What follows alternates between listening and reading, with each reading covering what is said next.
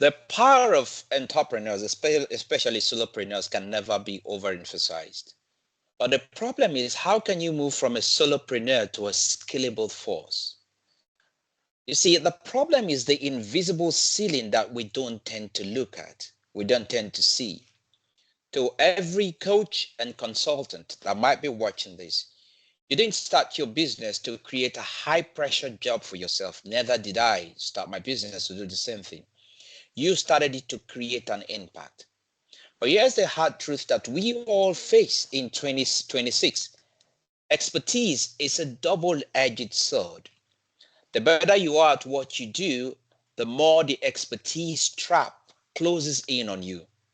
Your calendar is full, your energy is flagging, and your revenue has hit a hard ceiling. You are the CEO, you are the delivery lead, you're the IT department, and frankly, you are the bottleneck. I am the bottleneck. So today, we break that bottleneck. I want to share a few strategies that I've been trying and they've been working. And we need to move from being service providers to becoming business builders. And I hope this helps you. So pillar number one that you need is called the energy audit. So this is what you need to do. Scaling starts with a brutal audit of your zone of genius. What is it you're good at? Most of us are performing $20 tasks with a $500 brain, or a 20-pound task with a 500-pound brain. So what we're doing in essence is we're chasing invoices and we're scheduling Zoom meetings when we should be solving high-level problems. So what can you do differently? I would recommend that you perform a 7-day energy audit. How would you do that? Mark every task as red, yellow, or green. Red is the administrative drain. Yellow is the maintenance. And green is the true revenue generating genius. I remember a couple of years ago when I was in network marketing, I kept being asked this question. What is the revenue producing activity you've done today? And now what you do is that by this time next month, 80% of those red tasks must be automated or outsourced. If you're not automating, you're in trouble. Because you cannot build a skyscraper if you're busy mixing the cement by your hand. And you cannot do that. Pillar number two is productize. It's the miracle. Now, what this means, it's a second barrier, right? What's a second barrier? Customization. Customization is the silent killer of scale. Let me break this down. If every client of yours gets a bespoke proposal, you aren't running a business. You should templatize things. If that's what you're doing, you are running a boutique. You should have templates. You should have things created that can just be delivered. You need to stop selling coaching sessions and start selling a transformation path. So what are the 5 universal steps that you need to take every client through? What you need to do is document them, frame them, name them. Document, frame, name.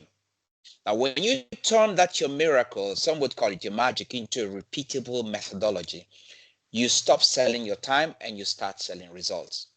Now, this is how you move from one-to-one to one-to-many. Russell Brunson talks about this a lot.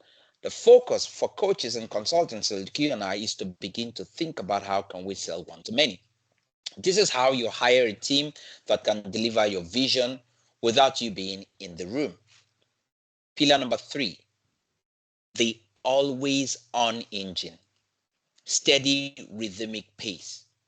If your lead generation stops when you start working, your business is fragile. If you stop getting customers coming to ask because you're busy working, then you're in trouble. In 2026, you need a digital twin. You need your content, your AI-driven funnels, and your automated nurturing should be doing at least 70% of the heavy lifting before a prospect even hears your voice.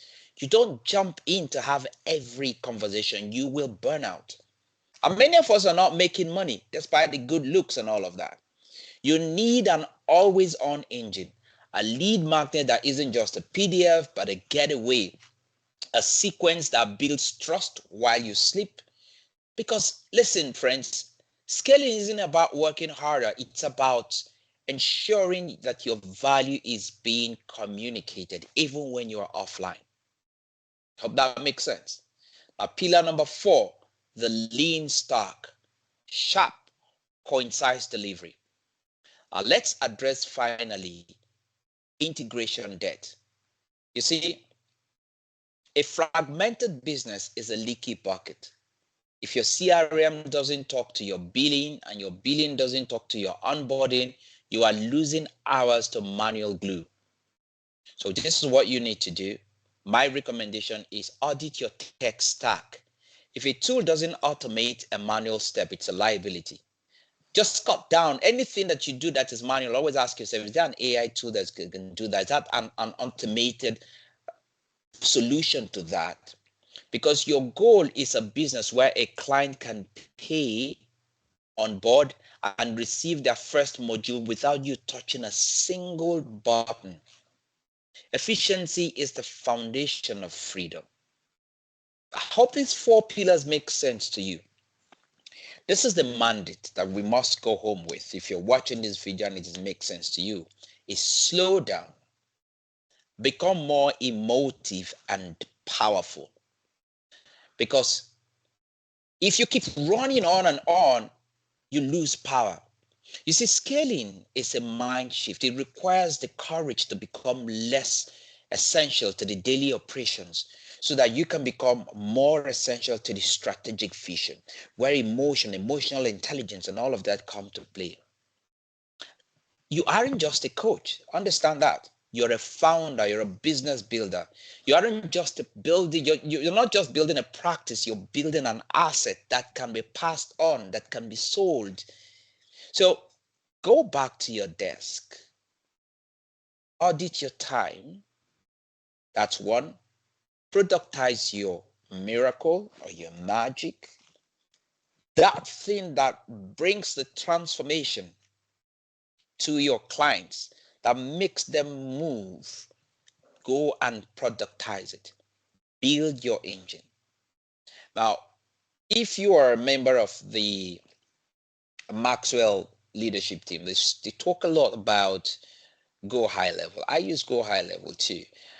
And there are other things. Some people talk about Kajabi. I'm not affiliated to any one of them. But here's the thing actually, is that whatever tool you're using, whatever platform you're using, I have come to realize and benefit from the fact that when you automate, when you allow AI and automation to lift 70%, do 70% lifting, it gives you time to really stay in your zone of genius. It gives you the space to breathe and bring the best that you can to the world. I've had the privilege of speaking to lots of coaches and consultants, and we are all leaders. We can coach, we can advise. The question that usually runs in my mind is, and it might sound very brutal to some people, but it's a fact. Are you making money? If we can't ask ourselves that question, then we're probably not being truthful. If you're not making money, the next question would be why? Are you living in the satisfaction of, oh, I'm delivering value? Or saying delivering value is fine, but don't give until you get emaciated.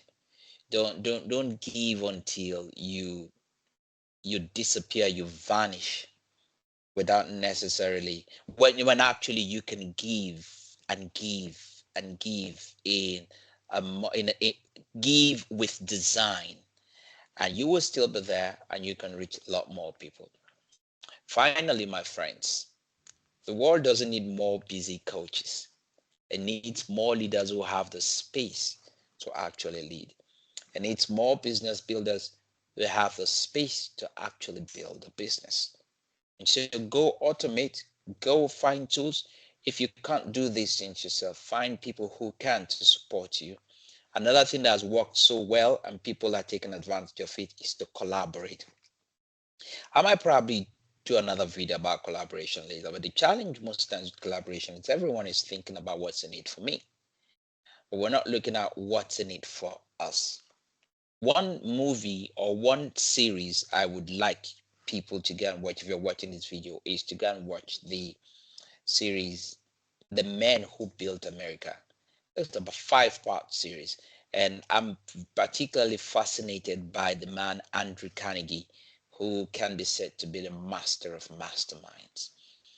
And then you come to appreciate the power of collaborating, power of working with other people to create something new that you can mutually benefit. So why don't you begin to pick up the skill of collaboration, understand how it works and how you can use it to grow your business, and don't keep staying in the grind and losing weight, as it were, business wise, not making money. And sometimes we live in the illusion that we're giving value. But hey, the business is a legal entity. You need to make money. You need to grow the business. You need to become more efficient. And I think you get the story. My name is Stallone-Obaraemi Samuel, and I hope this has ignited you to look at your business from a different perspective. And I'm here if there's a need and you need help, we'll be here to help and see what we can do to help you to take off some of the load and make sure that you're in a good place to give the world your best. If you like this, just like and follow and probably share with some other person, entrepreneur that you think might benefit from this. So, thank you very much and bye for now.